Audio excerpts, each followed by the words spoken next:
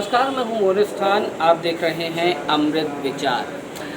ये एक ऐसा वैमनस्यता का दौर जब कई जो अराजक लोग थे उन्होंने कोशिश की धार्मिक माहौल बिगाड़ने की। ऐसी कोशिशें लगातार होती रहती हैं, लेकिन हिंदुस्तान एक ऐसा मुल्क है जहाँ पर इन कोशिशों को अंजाम देने वालों के लिए तमाम ऐसे उदाहरण मौजूद हैं जो इनको मुंह तोड़ ऐसे लोगों को मुंह तोड़ जवाब देते हैं। ऐसा ही एक उदाहरण मौजूद है बरेली शहर में। मैं इस वक्त खड़ा हूँ एक ऐसी मस्जिद के सामने जिसे हिंदू परिवार ने बनवाया था। इस मस्जिद को आम तौर पर बुद्ध वाली मस्जिद कहा जाता है। ये बड़ी हैरानी की बात है कि इस मस्जिद को एक हिंदू परिवार ने बनवाया और मुस्लिम समाज के लिए, वो भी क्योंकि यहाँ पर जो मुस्लिम समाज के लोग हैं वो इबादत कर सकें, नमाज़ पढ़ने आ सकें, इसलिए एक हिंदू परिवार ने ये मस्जिद बनवाई। सामने ही उनका घर है, आवास है। मस्जिद की जो देख रेख है, जो चाबी है, हिंदू परिवार के पास ही रहती है आज भी। ये अभी की बात नहीं, तकरीबन 4 पीढ़ियों से ये सिलसिला चला आ रहा है कि हिंदू परिवार इस मस्जिद की देख रेख करता है। ठीक पीछे एक मंदिर भी है जहाँ पर हिंदू धर्म के लोग अपनी आस्था व्यक्त करने आते हैं, पूजा पाठ करते हैं। लेकिन सबसे बड़ी बात यह है कि एक हिंदू परिवार ने मस्जिद बनवाई और इसके पीछे का क्या कारण है, देखिए हमारी इस खास रिपोर्ट में। बरेली शहर के आलमगीरीगंज में मौजूद एक छोटी सी मस्जिद। ये इबादतगाह छोटी जरूर है मगर इसके पीछे का इतिहास बहुत बड़ा है। ये इतिहास अपने अंदर गंगा जमनी तहजीब समेटे हुए है। इस मस्जिद को लोग बुद्ध वाली मस्जिद के नाम से जानते हैं, जिसे एक हिंदू परिवार ने बनवाया है। आपके लिए हैरानी की बात हो सकती है कि आखिर कोई हिंदू परिवार एक मुस्लिम समुदाय की इबादतगाह क्यों बनवाएगा, लेकिन हिंदुस्तान मिली जुली संस्कृति का ऐसा नमूना है जहां इस तरह की मिसालें आपको कदम कदम पर देखने को मिल जाएंगी। पंडित राजेंद्र कुमार शर्मा का परिवार इस मुस्लिम इबादतगाह की देखरेख 4 पीढ़ियों से करता चला आ रहा है। मस्जिद की चाबी भी इन्हीं के पास है। दरअसल सालों पहले इनके ही पूर्वजों ने मस्जिद की तामीर कराई थी।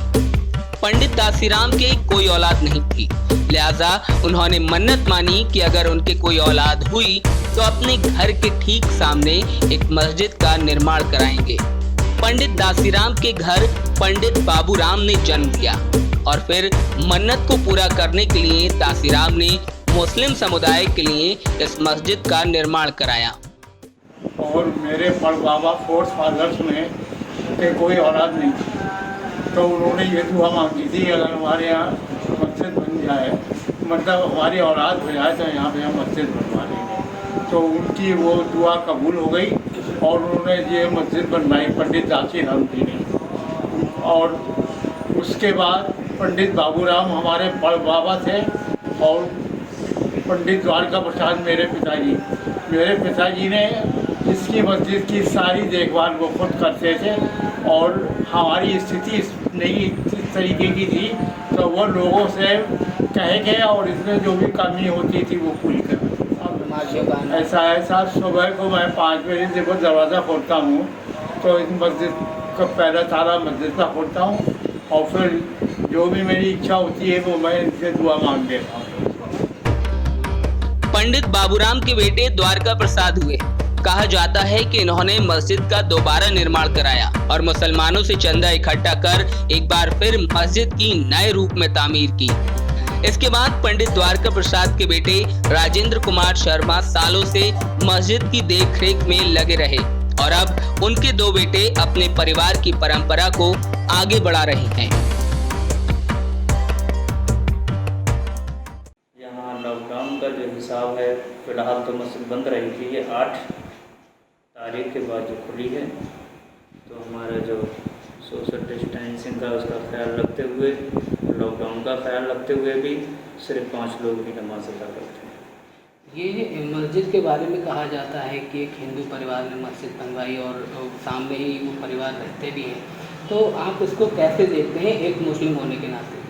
मुस्लिम होने के नाते हम कह देते हैं, इनके फोर फादर पंडित दासीराम ने इस मस्जिद का जो है निर्माण कराया था। चूँकि इन लोगों को ये बताते हैं बाबूजी कि मुसलमानों से जो है मस्जिद बनवाना थी, तो पंडित दासीराम ने ही खुद मुसलमानों से पैसा इकट्ठा किया, बनवाई उन्होंने खुद। अभी मस्जिद की देखभाल जो है और जो चाबी वगैरह उसका कैसे होता है? एक चाबी पंडित जी पे राजेंद्र शर्मा हैं, इनके वालिद साहब हैं भाई के, उन्हीं के पास रहती है। मेन गेट की चाबी देख रेख का काम यही करते हैं, और बाकी हमारे मुतवल्ली साहब हैं और कमेटी के लोग हैं वो इसकी देख रेख करते हैं। हम चूँकि इमाम हैं, इमाम आज होता है कल नहीं होता है, जिम्मेदारी सारी कमेटी की होती है या इन लोगों की होती है, सामने पंडित जी वगैरह। समाज को क्या मैसेज देना चाहिए? समाज को जो हमारी मस्जिद का और हमारे यहाँ के लोगों का जो यकजहती और जो भाईचारा कायम है, इन लोगों ने लॉकडाउन में भी पूरा साथ दिया है हमारा, और हमेशा से हम तो जब से आए पहले की तो हमें नहीं मालूम, हम आपस में ऐसे रहें जैसे हम कोई दूसरे एक परिवार के लोग। ये हमारे परिवार के लोग जो है सभी धर्मों को मानने वाले हैं, और एक मंदिर पहले से ही मौजूद था यहाँ पे पास में, और उनकी इच्छा थी कि जो है एक मस्जिद भी बनवाएं। कुछ मान्यताएं भी थी उनकी पुरानी कि मेरे बेटा हो जाएगा तो जो है मैं यहाँ मस्जिद बनवाऊँगा, जगह थी यहाँ पे, तो उन्होंने जो है मस्जिद का निर्माण कराया।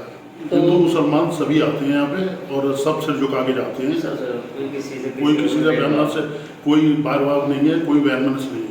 मैसेज यही है समाज को कि भाई सब धर्म एक है, जो है वो जाने का रास्ता एक है और ऊपर जाके सब एक ही है, इसलिए जो है वो सब मिलजुल के रहें और ईश्वर अल्लाह सबकी सेवा करते रहें, यही हमारा मैसेज है। तो देखा आपने किस तरह पंडित दासीराम ने मस्जिद सिर्फ इसलिए बनवाई क्योंकि उन्होंने मन्नत मानी थी कि उनके घर अगर औलाद होगी तो वो मुस्लिम समाज के लिए एक मस्जिद बनवाएंगे, एक इबादत गाह बनवाएंगे। ऐसे तमाम उदाहरण हिंदुस्तान के अंदर मौजूद हैं, लेकिन बरेली का ये उदाहरण अपने आप में ये हिंदू मुस्लिम एकता की जीती जागती एक मिसाल है।